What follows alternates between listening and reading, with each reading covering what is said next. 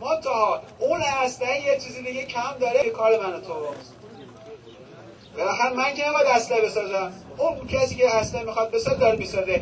اونی که اسلحه نیاز داره توانمندی جسمی من و توست. این اردوها رو میذارن برای چی؟ این برنامه‌ها رو میذارن برای چی؟ به خاطر اینکه تو از نظر جسمی اینقدر توانمند باشی.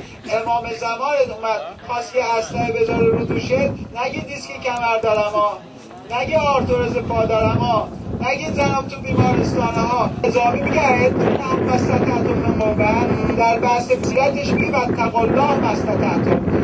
عزیزان من، بدون داشتن معرفت، بصیرت و تقوا نمیتونیم سرباز امام زمان باشیم. امام زمان حکومتش مانند حکومت عدل علی است.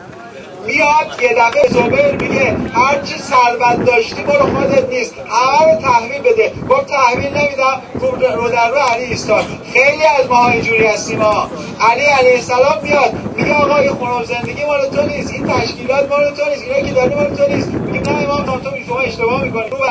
اگر بصیرت نداشته باشیم، بصیرت و معرفت و تقوا داشته باشیم، اون موقع اتفاق نخواهد افتاد. الا ولا یحمل هذا العلم الا اهل السمع والبصر. لذا در هر دو جبهه تلاش کنیم، سعی کنیم هم بصیرت کسب کنیم و معرفت و تقوا، هم توانمندی جسمانی، تا انشاءالله بتوانیم سرباز خوبی برای امام زمان باشیم. خیال خدا و امام زمان برای آمدن راحت کنیم و انشاءالله جمال یوسف زهرا رو ببینیم. سلام.